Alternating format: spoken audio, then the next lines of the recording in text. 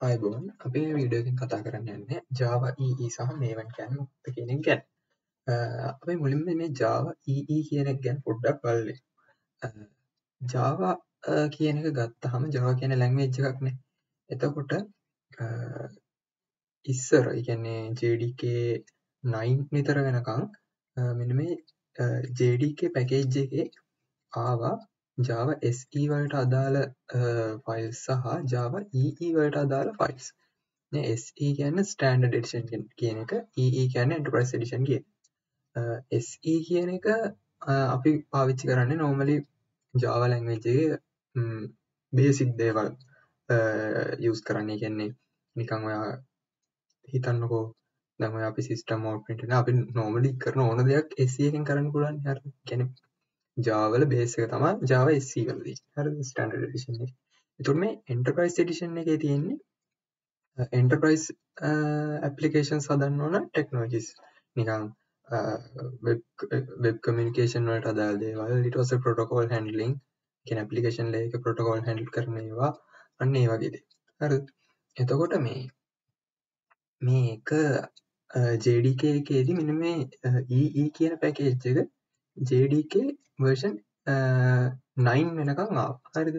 මේක 9 වලදී deprecate කරා. ඒ කියන්නේ එතනින් පස්සේ ඒක අප්ඩේට් කරන්නේ නැහැ, යූස් කරන්න එපා වගේ එකක් ඩිප්‍රිකේට් කරනවා කියන්නේ. ඊට පස්සේ මේක JDK 11 වලදී සම්පූර්ණයෙන්ම මේ JDK පැකේජ් එකෙන් අයින් කරලා දැම්මා. EE කියන්නේ. හරිනේ. එතකොට මේ JDK 9 වලදී මේක ඩිප්‍රිකේට් කරාට පස්සේ දැන් මේක normally Oracle එකෙන්නේ මේන්ටේන් කරගෙන යන්නේ මේ Java කියන ලැන්ග්වේජ් එක. එතකොට ඒක මේ JDK පැකේජ් එකෙන් අයින් කරාට පස්සේ Eclipse Foundation එකෙන් අරගෙන මේ Java EE කියන එක ඉස්සරහට මේන්ටේන් කරගෙන ගියා. ඒකේ නම වෙනස් කරලා Jakarta කියලා. හරිද? එතකොට දැන් අලුතෙන් එන versions ඒ කියන්නේ Java EE වල අලුතෙන් එන versions එන්නේ මෙන්න මේ Jakarta කියන නම. හරිද? Jakarta EE කියලා. එතකොට ඉස්සර මේ JDK එකේ මේ EE තියෙන කාලේ ඒක පැකේජ් නේම් එක පටන් ගත්තේ මෙන්න මේ Java X කියලා පැකේජ් එකකින්. හරිද? දැන් Jakarta එකට ආවම ඒක පටන් ගන්නෙ Jakarta කියලා පැකේජ් නේම් එකකින්. ඔයගොල්ලෝ දැන් දැකලා ඇති. ඔයගොල්ලෝ පරණ version එකක් පාවිච්චි කරනවා නම් මෙන්න මේ import කරන මෙන්න මේ EE වල තියෙන classes import කරනවා නම් මෙන්න මේ Java X කියන පැකේජ් එකෙන් තමයි පටන් ගන්නෙ. ඔයගොල්ලෝ අලුත් version එක පාවිච්චි කරනවා නම් Jakarta කියන පැකේජ් නේම් එකෙන් තමයි පටන් ගන්නේ. හරිනේ. එතකොට දැන් මේ Java EE ගත්තාම Java EE වල තියෙන නිකන් බේසික්ම ලෙවල් එකේ ටෙක්නොලොජි එකක් තමයි මෙන්න මේ servlets කියන්නේ. හරිද? servlets. මේ servlets වලින් කරන්නේ client request එකක් දුන්නාම ඒක web server එකට ගිහිල්ලා වෙබ් සර්වර් එකෙන් ඒක ඩිරෙක්ට් කරන්නේ මෙන්න මේ සර්ව්ලට් එකට. හරිද? සර්ව්ලට් එකට. ඊට පස්සේ සර්ව්ලට් එකෙන් ප්‍රොසෙස් කරලා තමයි ආයෙමත් ක්ලයන්ට් රෙස්පොන්ස් එකක් විදිහට රෙස්පොන්ස් එකක් යන්නේ. හරිනේ. ඔයගොල්ලන්ට මෙන්න මේක තමයි Jakarta EE official website එක jakarta.ee. එතකොට මේගොල්ලෝ තමයි මේක Eclipse Foundation එකෙන් මේන්ටේන් කරන් යන්නේ. ඔයගොල්ලන්ට ස්පෙસિෆිකේෂන්ස් බලන්න පුළුවන්. මෙන්න මෙතන උඩ තියෙනවා ස්පෙસિෆිකේෂන්ස් කියලා. හරිද? එතකොට මේ Jakarta කියන එක ගත්තාම Jakarta කියන්නේ ඇත්තටම ඒක ෆ්‍රේම්වර්ක් එකක් විදිහට අපිට කියන්න පුළුවන්. ඒ කියන්නේ වැඩ පහසු කරගන්න normal අර බේස් ලෙවල් එකකින් උඩ ඉම්ප්ලිමන්ට් කරපු කස්ටම් කන්ෆිග් කරන්න පුළුවන් ටෙක්නොලොජි එක වගේ එකක්. හරිනේ. එතකොට මේ දැන් Jakarta EE කියන එක ගත්තාම ඒක ඉම්ප්ලිමන්ටේෂන් එකක් නෙමෙයි. හරිද? ඒ කියන්නේ Jakarta EE වලින් අපිට දෙන්නේ ස්පෙસિෆිකේෂන් එකක්. හරිද? ඒ කියන්නේ රූල් සෙට් එකක් විතරයි අපිට දෙන්නේ. හරි. දැන් ඔයා මෙහෙම දැන් ක්ලයන්ට් ඉන්නවනේ. හරිද? දැන් ඔන්න ක්ලයන්ට් ඉන්න. ක්ලයන්ට් මේ Jakarta EE එකත් එක්ක කෙලින්ම කමියුනිකේට් කරන්න බෑ. හරිද? ජකර්තා IE එකත් එක්ක ක්ලයන්ට් එක කෙලින්ම කමියුනිකේට් කරන්න බෑ. මොකෝ ජකර්තා IE කියන්නේ ඉම්ප්ලිමන්ටේෂන් එකක් නෙමෙයි. හරි. එතකොට මෙයා මේකත් එක්ක කමියුනිකේට් කරන තමා මෙන්න මේ අතරමැද්දට වෙබ් සර්වර් එකක් එන්නේ. හරිද? එතකොට එයා වෙබ් සර්වර් එකකට තමා මේ මුලින්ම රික්වෙස්ට් එකක් දෙන්නේ. මොකද වෙබ් සර්වර් එක තමා ඉම්ප්ලිමන්ටේෂන්. ජකර්තා IE කියන්නේ ස්පෙસિෆිකේෂන් එක. එතකොට මේ ජකාර්තා EE කියන එකෙන් ඇත්තටම ස්පෙસિෆිකේෂන් එකක් විදිහට කරන්නේ වෙබ් සර්වර්ස් වලට මේ ක්ලයන්ට් කෙනෙක්ගේ රික්වෙස්ට් එකක් ආවහම ඒක අර කලින් කිව්වනේ මේ වෙබ් සර්වර් එකකින් කරන්නේ ට්‍රාන්ස්ලේටර් එකක් විදිහට වැඩ කරනවා කියලා ප්‍රොටෝකෝල් එකක් සහ මොකක් හරි ලැන්ග්වේජ් එකක් අතර. එතකොට ජකාර්තා EE එකෙන් කරන්නේ මෙන්න මේ ට්‍රාන්ස්ලේට් කරන්න ඕන විදිහ ගැන රූල් සෙට් එකක් දෙන එක. එතකොට වෙබ් සර්වර් එක ජකාර්තා EE ස්පෙසිෆිකේෂන් එක අරගෙන ඒකට හරියන්න ඉම්ප්ලිමන්ට් කරලා තියෙනවා ඒගොල්ලොන්ගේ අර සොකට් එක. හරිනේ. එහෙම කරලා දැන් ජකාර්තා EE එතකොට මේ වෙබ් සර්වර් එක පැත්තට එහෙම දෙනකොට වෙබ් ඇප් එක ඩෙවලොප් කරන අයට වෙනම මේ ස්පෙසිෆිකේෂන් එකක් තියෙනවා. ඒගොල්ලොන්ට දීලා තියෙනවා මෙන්න මෙහෙමයි අපේ මෙතඩ්ස් තියෙන්නේ කියලා. හරිද? එතකොට දැන් වෙබ් ඇප් එක හදනකොට මේ පැත්තේ වෙබ් ඇප් එකට රූල් සෙට් එකක් දෙනවා. මෙන්න මෙහෙමයි ඔයා වැඩ කරන්න ඕනේ. මෙන්න මේ මෙතඩ් තමයි ඔයාට තියෙන්නේ. ඔයා වෙබ් සර්වර් එකත් එක්ක වැඩ කරනවා. අන්න ඒ. එතකොට වෙබ් සර්වර් එකට දෙන ස්පෙસિෆිකේෂන් එකක් මේ ඒගොල්ලෝ හැසිරෙන්න ඕන විදිහ වෙබ් ඇප්ලිකේෂන් එකට රූල් සෙට් එකක් දෙනවා. එයා හැසිරෙන්න ඕනේ. හරිද? එතකොට මේ ජකාර්තා EE මැද්දේ ඉඳන් කරන්නේ අන්න ඒක. එතකොට මෙයා ඉම්ප්ලිමන්ටේෂන් එකක් නෙමෙයි. මෙයා නිකන් රූල් සෙට් එකක් කියන ස්පෙસિෆිකේෂන්. එතකොට වෙබ් සර්වර් එකේ තමයි ඉම්ප්ලිමන්ටේෂන් එක තියෙන්නේ ඇත්තට. හරි. හරි. එතකොට විසිය සයිට් එක මේක ස්පෙસિෆිකේෂන්ස් බලා ගන්න පුළුවන් ඔයාලට මේ මෙතන බ්‍රවුස් ස්පෙසිෆිකේෂන් හරිය මෙහෙ ගිහිල්ලා. එතකොට දැන් අපි සර්ව්ලට්ස් නේ පාවිච්චි කරන්න යන්නේ. එතකොට අපි මෙන්න මේ learn tab එකේ ජකාර්තා EE ටියුටෝරියල්ස් වලට ගිහිල්ලා එතකොට ජකාර්තා EE එකේ මෙන්න මේ ප්‍රොෆයිල්ස් තුනක් තියෙනවා. හරිද? ඒ ප්‍රොෆයිල් වලින් අපි වෙබ් ප්‍රොෆයිල් එකේ මෙන්න මේ ජකාර්තා සර්ව්ලට් කියන එක තමයි යන්නේ. හරි. එතකොට ඔයගොල්ලන්ට මේක කියවලා බලන්න පුළුවන් මේකේ තියෙන්නේ මොනවද කියලා. එතකොට මෙන්න මෙහෙම තමා normally ඔය request සහ response process එක වැඩ කරන්නේ. එතකොට මේ ඉන්නේ web client. web client කියන්නේ අපේ web browser එක. web browser එක page එකක් access කරනකොට මෙන්න මේ http request එකක් තමයි යන්නේ. හරි. අර මම කියවනේ application layer protocol එකක් http කියන්නේ. http request එකක් තමයි යන්නේ. එතකොට මෙන්න මේ අතරමැද්දේ තමයි මේ web server එක තියෙන්නේ. හරි. එතකොට web server එකට තමයි http request එක එන්නේ. ඊට පස්සේ ඒ වෙබ් සර්වර් එකෙන් අර ස්පෙસિෆිකේෂන්ස් තියෙනවනේ ඒ ස්පෙසිෆිකේෂන්ස් වලට අදාළව ඒක හදලා අපිට HTTP සර්ව්ලට් රික්වෙස්ට් එකක් විතර තමයි අපේ ඇප්ලිකේෂන් එකට එන්නේ. හරිනේ. එතකොට මේ අතරමැද්දේ වෙබ් සර්වර් එක තියෙනවා. මෙතන තියෙන්නේ අර ජකාර්තා EE වලට අදාළ මේ රූල්ස් වලට හදපු මොකක් හරි මෙතඩ් එකක් වෙන්න පුළුවන්. හරිනේ. ඊට පස්සේ මේ වෙබ් කම්පෝනන්ට්ස් කියන්නේ අපේ ඇප්ලිකේෂන් එක. ඒ කියන්නේ මේ වෙබ් කම්පෝනන්ට්ස් සහ බීන්ස් කියන්නේ අපේ ඇප්ලිකේෂන් එකට අදාළ දේවල්. ඩේටාබේස් එකේ කියන්නේ දැන් අපේ විදිහට නම් ඔය ටෙක්ස්ට් ෆයිල් එක. කියන්නේ අපේ ඩේටා දාන තැන. හරිනේ. එතකොට ඒකෙන් ප්‍රොසෙස් කරලා ඉවරලා අපි ආයෙමත් අර ස්පෙસિෆිකේෂන් එකට අදාළ මෙතඩ්ස් කෝල් කරාට පස්සේ ඒක HTTP සර්ව්ලට් රෙස්පොන්ස් එකක් විදිහට තමයි අපි දෙන්නේ ඇප්ලිකේෂන් එකේ. ඒක වෙබ් සර්වර් එක කන්වර්ට් කරනවා HTTP රෙස්පොන්ස් එකක් විදිහට. ඊට පස්සේ අපිට තමයි වෙබ් බ්‍රවුසර් එකේ වෙබ් පේජ් එක පේන්නේ. හරි. හරි. කොහොම තමයි normally වැඩේ වෙන්නේ. එතකොට මෙන්න මේ මෙතන beans කියලා එකක් තියෙනවා. beans කියන්නේ normal class වලටම තමයි class වල encapsulate කරලා ඒක serialize කරන්න පුළුවන් classes වලට අපි beans කියලා කියනවා. හරි. beans සහ pojo කියලා ඔය වචන අහුවේවි. pojo කියන්නේ plain old java objects කියන එක. ඒ කියන්නේ normal class එකක් ගැන කියන්නේ. ඒ වැඩිය ලොකුවට ගන්න එපා. පොඩ්ඩක් Google කරලා බලන්න. මේ වගේ වචනයක් ආවොත්. හරි. කොහොම තමයි normally වැඩේ වෙන්නේ. එතකොට දැන් servlets කියන්නේ එහෙමනේ. එතකොට අපිට තව එකක් තියෙනවා මේ JSP කියලා. හරි. JSP කියන්නේ Java Server Pages කියන එක. Java Server Pages වැඩ කරන්නේ servlets වැඩ කරන විදිහටම තමයි. හරිද?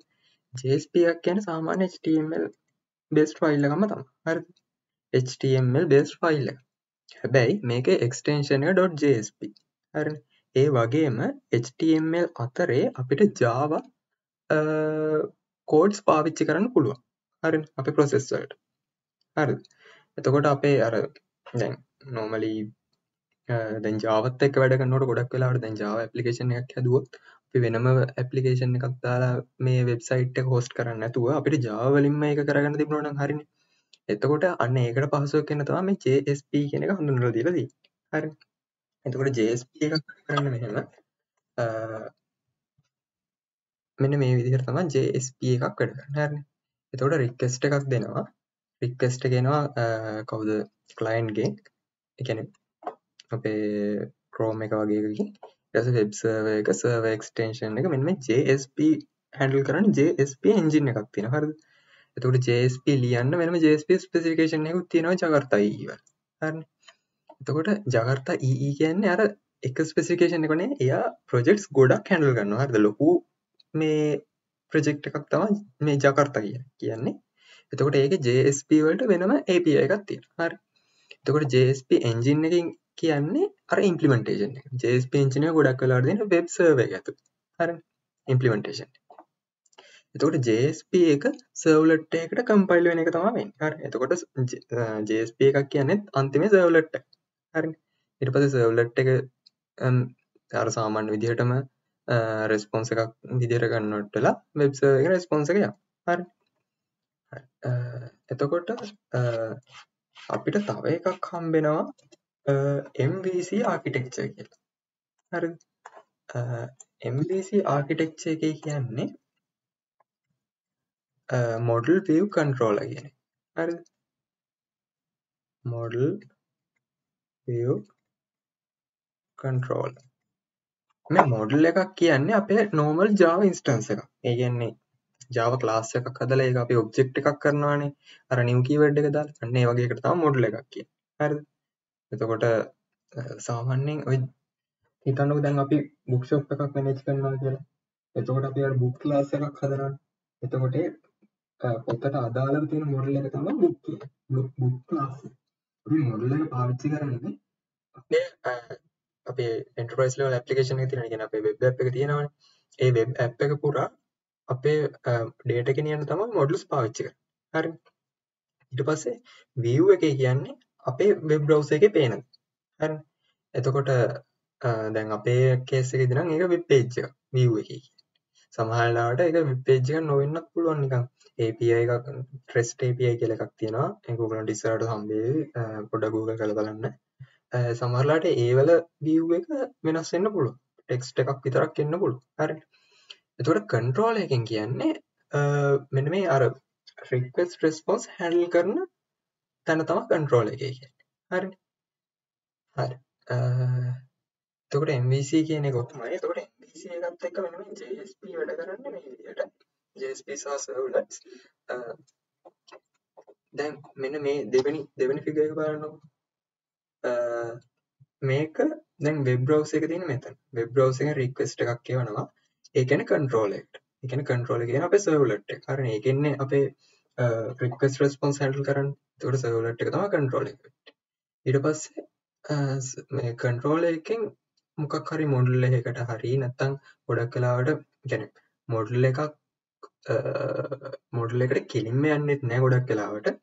එහෙම යන්නත් පුළුවන් නොයන්නත් පුළුවන්. මෙහෙම model එකක් සම්බන්ධ කරගෙන මෙන්න මේ database එකෙන් data ටික අරගෙන ඊට පස්සේ ඒක page එකට දානවා. හරි. එතකොට දැන් අපේ view එක තියෙන JSP එක. එතකොට මෙන්න මේ view එක තමයි ආයෙත් web browser එකට response එකක් විදිහට යන්නේ. එතකොට තමයි අපිට web page එකක් පේන්නේ. හරි. එතකොට මේ උඩ තියෙන figure එකේ තියෙන්නේ දැන් web browser එකෙන් එනවනේ request response. ඒක දැන් ඔයා අර මං කියවනේ JSP කියන්නේ අන්තිම කෙලවර servlet එකක් කියලා. හරිද? එතකොට JSP එකට කෙලින්ම මේවා handle කරන්න පුළුවන්. හැබැයි අපේ දැන් මේ ප්‍රොජෙක්ට් එකට අදාළව අපිට servlets පාවිච්චි කරන්න කියලා තියෙන නිසා අපි JSP එක කෙලින්ම ලියන්නේ නැහැ. ඒ කියන්නේ JSP එක ඇතුලේ කෙලින්ම මේ දේවල් කරන්නේ නැහැ. වෙනම servlet එකක් දාලා ඒ කියන්නේ controller එකක් දාලා තමයි JSP එක view එක විදිහට දෙන්නේ. හරිද? හරි. ඔය ටික තමයි normally Java EE සහ අපේ ප්‍රොජෙක්ට් එකට අදාළව දැනගෙන ඉන්න ඕනේ. ඊට පස්සේ Maven කියන එක ඔයගොල්ලන්ට අහුවේ. හරිද? Maven කියන එක. Maven කියන්නේ project management tool එක. Java project management tool එක. හරිද? Maven විතරක් නෙවෙයි project management tools තියෙන්නේ. තව ඉස්සර පාවිච්චි කරා ඈන්ට් කියලා එකක්. හරිද? ඈන්ට් කියන්නේ ප්‍රොජෙක්ට් මැනේජ්මන්ට් ටූල් එකක්. ඒක තව තව දේවල් වලට ගන්නවා. හරිනේ. ඊට පස්සේ ග්‍රේඩල් කියලා එකක් අහුවේ. ග්‍රේඩල් කියන්නේත් දැන් මේ දවස්වල ගොඩක් පාවිච්චි වෙන ප්‍රොජෙක්ට් මැනේජ්මන්ට් ටූල් එකක්. හරි. දැන් ඈන්ට් කියන එක ගොඩක් වෙලාවට අවුට්ඩේටඩ් ඒක ලොකුවට පාවිච්චි වෙන්නේ නැහැ දැන්. ගොඩක් මේ වන ග්‍රේඩල් තමයි පාවිච්චි වෙන්නේ. හරිනේ. ග්‍රේඩල් දැන් ඔයගොල්ලෝ Android development වලට යනවා නම් Java, Kotlin ඒ වගේ JVM languages වලින් ඔයගොල්ලෝ ග්‍රේඩල් කියන එක තමයි පාවිච්චි කරන්න මේ හම්බෙන්නේ. එතකොට අපේ මේ ප්‍රොජෙක්ට් එක අපි ගහන්නේ මේ වන්න වලින්. හරිනේ. එතකොට මේක මේ වන්න වලින් ගහන්නේ එකක් මම දන්නේ මේ වන් මම AND සහ ග්‍රේඩල් පාවිච්චි කරලා නැහැ. එතකොට මම අර මම පුළුවන් මේ කියන මට පුළුවන් නිසා තමයි මම මේ වන්න වලින් ගහන්නේ. ඔයගොල්ලන්ට නැත්තම් මේ ග්‍රේඩල් AND ඕන එක පාවිච්චි කරන්න පුළුවන්. හරි ප්‍රශ්නයක් නැහැ. හරි. එතකොට මේවන් කියන එක ගත්තාම අපි මුලින්ම දැනගෙන ඉන්න ඕනේ මෙන්න මේ ප්‍රොජෙක්ට් මැනේජ්මන්ට් ටූල් එකක් කියන්නේ මොකක්ද කියලා.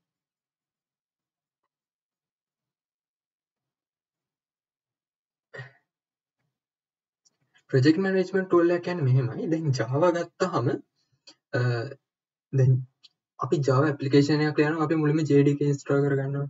JDK එක ඇතුලේ ගොඩාක් ටූල්ස් තියෙනවා අපේ ඇප්ලිකේෂන් එකකට ගන්න පුළුවන්. හරිද? normally හිතනවා Java compiler එක එකක්.